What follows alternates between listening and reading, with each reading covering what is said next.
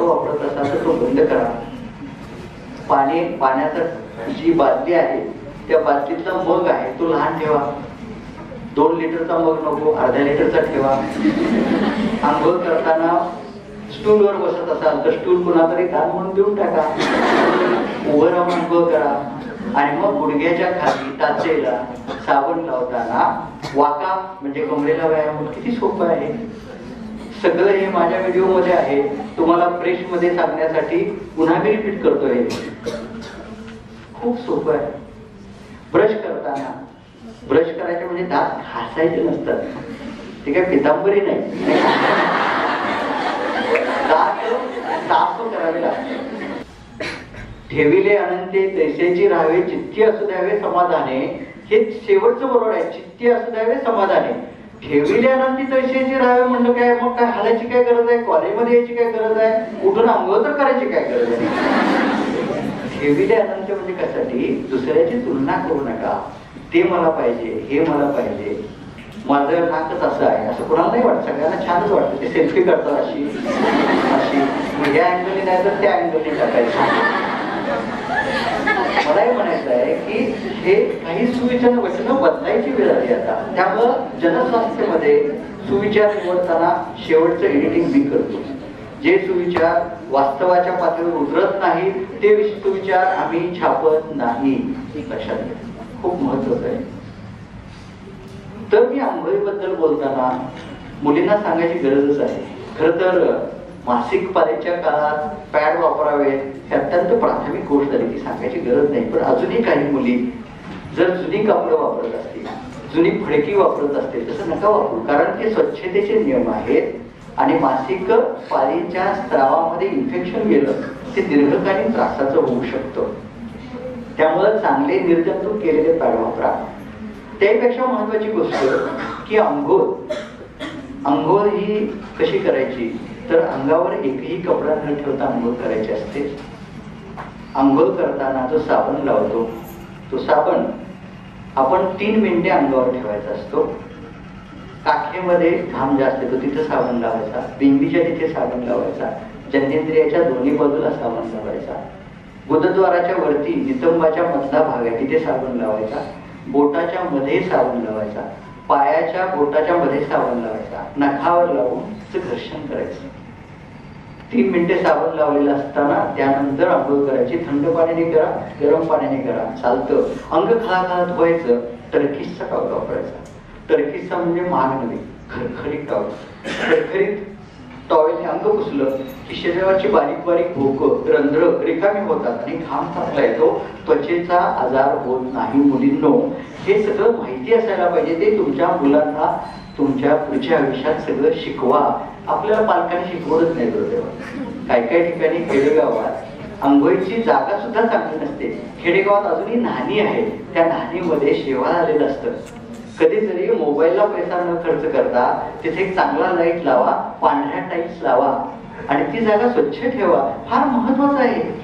आणि मला धक्कादायक बातमी कळली, धक्कादायक माहिती माझ्या विद्यार्थ्यांकडून कळली.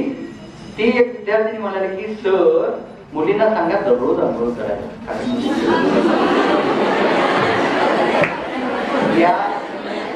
या कॉलेजमध्ये नव्हे, बाहेर मी सांगतो. काशीद म्हणून मॅडम आहे, अडसोले म्हणून मॅडम आहे, कुलकर्णी नावाच्या मॅडम आहेत. मी नाव सांगतो. हे का सांगितलं तुम्हाला, जर होत नसेल, ज्या आंघोळ करतात त्याला राग यायचं काय कारण, राग येतो म्हणजे काहीतरी आहे. तर गमतीचा भाग थोडा मुलीनं काय होतं तुम्हाला सांगतो. महत्वाची बाब अशी की काही मुली कपडे पण तेच बदलत नाही. खरं सांगतो, मी डॉक्टर आहे आणि आमच्याकडे फंगल इन्फेक्शन घेऊन खूप मुली येतात, खूप पेशंट येतात. ते कापड जे एक तर व्हेंटिलेटेड असावं. तुम्ही बाहेर जाता तेव्हा कपडे शक्यतो सगळे वापरा. निदान घरी गेल्यावर गाऊन वापरा. अंतर्वस्त्र वापरताना सुती वापरा. हवेशीर राहू द्या शरीर. आपण फॅशनच्या नावाखाली टेरिकॉट टेरेलिन जे अंतर्वस्त्र वापरतो ती धोक्याचे आहे. सुती कापडाचे वापरा. हे फार महत्वाचं आहे. कारण बऱ्याच मुलींना क्रॉनिक युरिनरी ट्रॅक्ट इन्फेक्शन होतं. म्हणजे हे तुमच्या आईंना पण सांगा, कारण हे पुढे डॉक्टर सांगत नाही स्पष्टपणे. म्हणजे वारंवार लघवीच्या जागी इन्फेक्शन होतं. कशामुळं? आपण भारतीय पद्धतीनं शौचाला बसतो आणि शौच साफ करत असताना हात मागून पुढे आणतो. कमोड वापरत असाल तर काही हरकत नाही, हे सत्य आहे, हे सगळं वास्तव आहे, पण शिकवायची गरज आहे. तो हात मागून पुढे न आणता पुढून मागे न्यायचा, कारण गुदद्वारातले जंतू योनी मार्गात स्त्रियांच्या येतात आणि मग इन्फेक्शन होतं. दुसरी महत्वाची गोष्ट, जेव्हा जेव्हा अशा भारतीय पद्धतीनं शौचाला जात असेल आई किंवा तुम्ही, तुमची वहिनी, तर त्यांना सांगा एक कापडाचा तुकडा ठेवा आणि शौच झाल्यानंतर तुम्ही साफ केल्यानंतर योनी मार्गाने गुदद्वारामधली जागा कोरडी करा, म्हणजे इन्फेक्शनचा ट्रॅक तयार होत नाही. Very very important. हे जर झालं तर औषधाला विनाकारण जे लाखो जातात, गुणिले करा, गुणिले केल्यानंतर लाखो रुपये विनाकारण आपण स्वच्छतेसाठी देतो. अशा प्रकारे त्याच्याकडे दुर्लक्ष केल्यानंतर हे सगळं परदेशामध्ये प्राथमिक अवस्थेत शिकवलं जातं. आपलं काय झालंय, आपली एनर्जी दुसरीकडेच चालली वाया, दुसरीकडेच चालली वाया. खरं तर प्रत्येक मुलीनं याचा अंगीकार करायला पाहिजे. आजूबाजूच्या सगळ्यांना हे शिकवायला पाहिजे. आणि या स्वच्छतेच्या पुढचा मुद्दा जो राहिला, तुम्ही भले सेल्फी काढा, तुम्ही भले छान कपडे घाला, छान फॅशन करा, पण अंगाला काही लावू देऊ नका. हे मलम लावलं, ते मलम लावलं, ती क्रीम लावली, काही उपयोग नाही. ऑन द कॉन्ट्ररी, तोंडावर मोड्या उठतात, त्या फुटतात, ते डाग आयुष्यभर राहतात. एकही, म्हणजे मला सांगायला अभिमान वाटतो की माझी पत्नी सौ अर्चना तिनं कधीही एकही सौंदर्य प्रसाधन वापरलेलं नाही.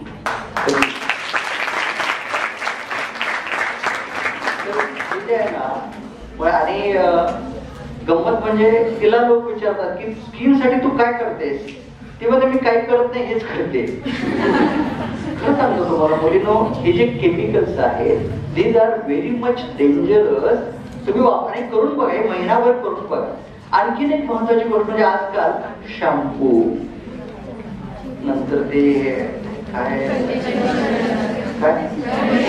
कंडिशनर आणि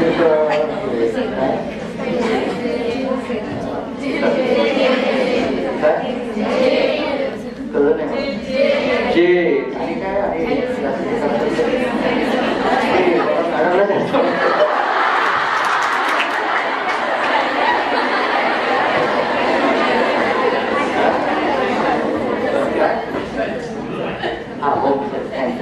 मुलींकडून काढत होतं काय काय वापरत.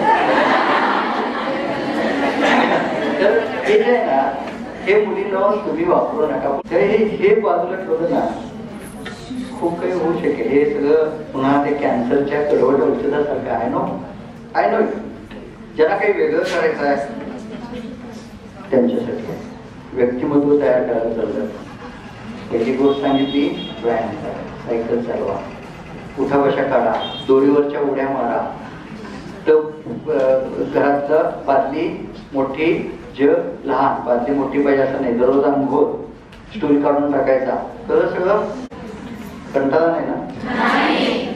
बघा नाही तर आता आपल्याला पुढे जायचं आहे. पुढे म्हणजे पुढे सरकायचं नाही. तुम्हाला खरंच चांगलं बनायचं असेल तर मी सांगितलं की व्यायाम करा, स्वच्छतेची काळजी घ्या, दात घासायचे नसतात ते कसे अगदी हळूवारपणे, ब्रशने. हळूवार म्हणजे अगदी बोट पिसासारखं प्रेशर पाहिजे. त्यानंतरचा महत्वाचा जो भाग आहे की तुमच्या विचारात काही बदल करायचे. बघा मी काय सांगतो, म्हणजे व्हॉट्सअप ग्रुपवर ह्या सगळ्या असंच करतात म्हणून मी पण करेन. तुमच्या मनाला काही पटतंय विचार, मनाला काय पटतं विचार करा आणि त्यावर चालायला लागा. सगळ्यांना पटत असतं, पण काय करतात ते, ही काय म्हणे, ती काय म्हणे, ग्रुप मधनं काढून टाकू देत ना. तुम्ही एवढ्या खंबीर व्हायला पाहिजे की त्याने तुम्हाला फॉलो करायला पाहिजे. How it is possible, is it possible, yes it is possible, it is possible, it is definitely possible. How it is possible, काही तत्व पाळायचे. प्राण गेला तरी बेहतर, प्राण नाही जात. आपल्याला छोट्या छोट्या गोष्टीची कुर्बानी करावी लागते. कुठल्या गोष्टी? महत्वाची गोष्ट म्हणजे खरं बोलायला शिका. आता खरं बोलायला शिका म्हणजे त्यामध्ये विजडम आहे बरं का. शहाणपण जागं ठेवून हे सगळं करायचं आहे. शहाणपण जागं ठेवू, समजलं का? नाहीतर रस्त्यावर त्या कुठल्या तरी माणसाला काहीतरी खरं सांगायला जात नाही करायचं. आपल्या आयुष्याशी निगडीत खरं बोलायचं, खोटं बोलायचं नाही. त्यामुळे काय होतं की तुमचं व्यक्तिमत्व तयार होतं. 1 व्यक्ती, 2 व्यक्ती, 10 व्यक्ती, 20 व्यक्ती, 30 व्यक्ती, 50 व्यक्तींना अनुभव आला की ही मुलगी अजिबात खोटं बोलत नाही. हळूहळू प्रसार होतो आपोआप. त्याला काही गाजावाजा ग्रुपमध्ये मी खरं बोलत आहे असं नाही लागत. त्याला काही लागत नाही. काय फायदा होतो? तुम्ही जर खरं बोलला, तुमचं मन एक मस्त राहतं, टकटकीत राहतं. बोलण्याला एक धार होती, मान ताट राहते, कॉन्फिडन्स वाढतो. सगळ्यात महत्वाचं टेन्शन येत नाही. ब्लड प्रेशर बिलकुल वाढत नाही. पुढे आयुष्यात शुगर वाढत नाही, कोलेस्ट्रॉल वाढत नाही. तुम्हाला माहिती आहे का वाढले? माणसं खोटं बोलायला लागले. पदोपदी छोट्या गोष्टीला खोटं बोलतात. नंबर 2, हे सगळीकडे अप्लाय करायचं. इक्वल टू आई वडील. आई वडिलांची खरं बोला. काय होतंय हे सगळं आहे ना, हे बिघडले सांगतेमुळे. तेव्हा हा मुद्दा मी शेवटी सांगणार होतो, पण आधी सांगतो. तुम्ही कुणाच्या मैत्रीण आहात? तुमची मैत्रीण कोण आहे? तुमचा मित्र कोण आहे? यावर तुमची लायकी ठरते. आई वडील कोण आहे याच्यावर काय अवलंबून नाही. काहीही अवलंबून नाही. नाही नाही नाही नाही घेऊन ठेवा.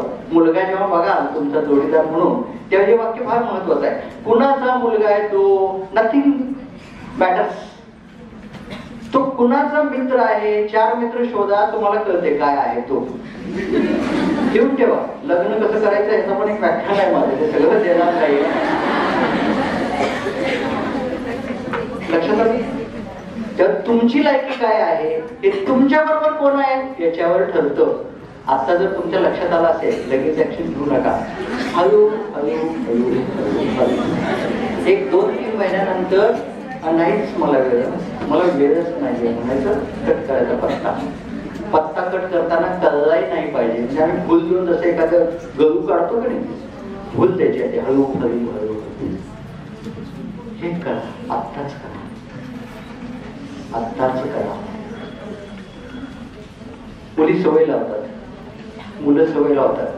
कशाला सांगते साईला एवढं चालतंय की. आणि दुर्दैवाने आपल्याकडे जाहिराती सुद्धा इतक्या घाणेरड्या आहेत. वाईटच शिकवतात, नट्या शिकवतात. कसं एकनिष्ठ राहावं. आणि प्रायव्हेट त्यांच्या आयुष्यामध्ये काय चाललेलं आहे नाही बोलायचं. स्टार आहे म्हणून कार्यक्रमाला बोलवा, त्यांच्या हस्ते फीत कापा. काय आदर्श घ्यायचा? मुलींना वाटणारच ना मी तिच्यासारखं व्हावं, डान्स करावा, त्या गाण्यावर मी नाचावं स्टेजवर. काय होणार आहे? तेच ध्येय असेल तर बुक कशाला शिकताय? जा ना तिकडे, काही गरज नाही. तिथं बुक शिकायची गरज नाही. तिथं कोणीही परीक्षा घेत नाही की तुमचा IQ किती आहे म्हणून. तुम्हाला काय करायचं ठरवा मुलींना. हे कडवट आहे पण सत्य आहे. त्यामुळे आई वडिलांची पण खोटं बोलायचं नाही. मुली सांगतील मग भरपूर सांगतील मोक. आता आई वडिलांना जर खोटं सांगायचं असेल ते करतात कशाला? म्हणजे जी गोष्ट तुम्हाला आई वडिलांपासून लपून करायची आहे ती वाईटच आहे ना. एक गोष्ट आहे, छान सांगतो. मूल्य आणि चारित्र्य म्हणजे काय? गोष्टी खूप आहेत माझ्या. एक बस चाललेली आहे, बसमध्ये खूप गर्दी आहे. आणि काय झालं, त्यामध्ये एक तरुण चालला धडधाकट, वर चढला बसमध्ये. त्यानंतर एक बिचारी म्हातारी चढली बसमध्ये. तो 2 पावलं वरच्या पॅसेज मध्ये गेला आणि त्याला जागा मिळत नाही म्हणून सगळीकडे पाहिलं, जागा नव्हती. आणि लक्षात आलं की मागच्या सीटवर कोपऱ्याला एक सीट खाली आहे. म्हणून त्याने काय केलं, फटकन त्यानं पाय टाकला आणि तो मागे सीटवर जाऊन बसला. एवढ्यात ती बारीक म्हातारी जी चढली होती वरती ती पडली त्या पॅसेज मध्ये. हातात एक काठी. बरोबर. आता कोणीतरी चूक केली. आता ही गोष्ट जर इचलकरंजीत घडली तर ती चांगली का वाईट? त्याचं वागणं बरोबर की चूक? ही घटना जर शिकागो मध्ये घडली तर बरोबर की चूक? एवढा का विचार करायला? तिथे काही नियम वेगळे आहेत. आणि ब्रह्मदेशात घडली तर, चीन मध्ये घडली तर अजून बऱ्याच मुली विचार करायला. याला म्हणतात मूल्य.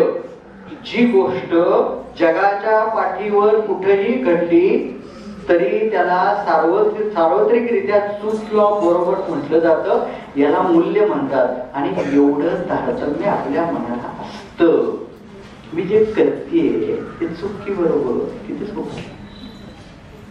मग मी मूल्याप्रमाणेच वागणार. आणि विवेकानंदांनी हेच शिकवलं आपल्याला. त्याने सातत्याने हेच शिकवलं की मूल्य पाळा. मूल्य पाळलं तर आपल्या देशाला भवितव्य खूप चांगलं आहे. मला फक्त 100 तरुण असे द्या म्हणाले. मी म्हणेन की फक्त या कॉलेजातल्या 100 तरुणी पुरेशा आहेत बदलायला. खरंय ते धमक पाहिजे आपल्याकडे. ज्यांना या वाटेवर चालायचं आहे त्यांनीच विचार करायचा आहे. ते फार अवघड आहे. पण तुम्ही वाट नकोच ना. तुमची वाट दुसरीच असेल. आणि मग तुमच्या आयुष्यात काय वाढून ठेवलं असेल हे कुणी सांगायची गरज नाही. पाण्याचा थेंब जो असतो ना, आकाशातून पडणारा तो थेंब जेव्हा लिंबाच्या पानावर पडतो तेव्हा तो कडू होतो. मधाच्या पोल्यावर पडतो तेव्हा गोड होतो. सापाच्या तोंडात पडतो तेव्हा त्याचं विष होतो. गटारीत पडतो तेव्हा गंदी नालीचा एक भाग होतो. तो तुम्ही पाण्याचा थेंब आहात. कुठं पडायचं तुमच्या हातात?